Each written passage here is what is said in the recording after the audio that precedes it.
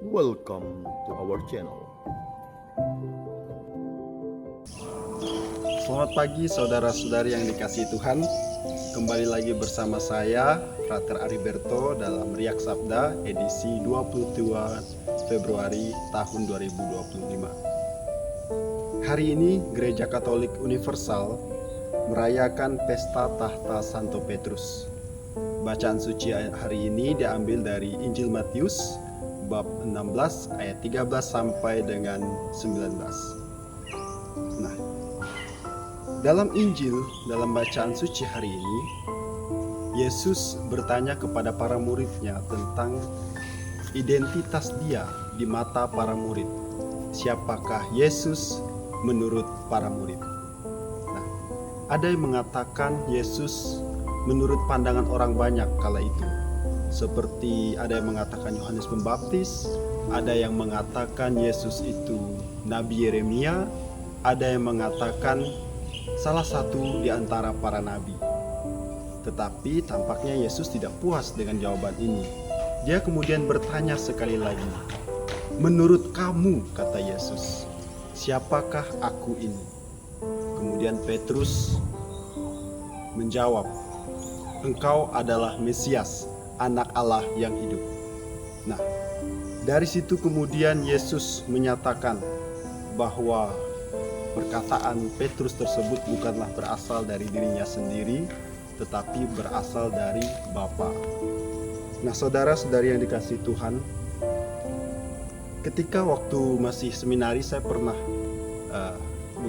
tetapi sering ditanyakan dalam setiap sesi rekoleksi atau retret tentang bagaimana kami memandang atau berpendapat tentang Yesus. Siapa Yesus menurut kami secara pribadi? Nah, saya akhirnya sampai pada kesimpulan bahwa ternyata saya tidak bisa mendapatkan jawabannya saat itu juga.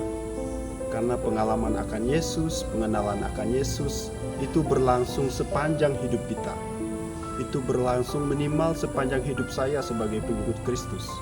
Karena setiap kali, setiap hari, setiap peristiwa itu punya pengalaman, punya makna, dan punya ceritanya masing-masing yang kemudian bisa kita kaitkan, bisa kita temukan di situ sabda Tuhan atau pengalaman tentang Tuhan.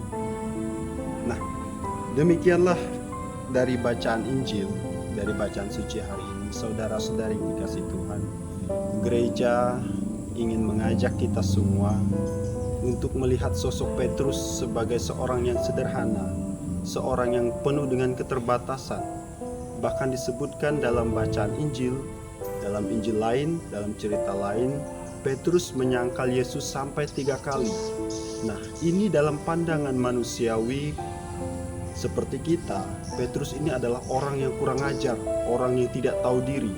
Sudahlah menyangkal Yesus sampai 3 kali, tetapi masih berani untuk menyatakan dirinya sebagai pengikut Kristus.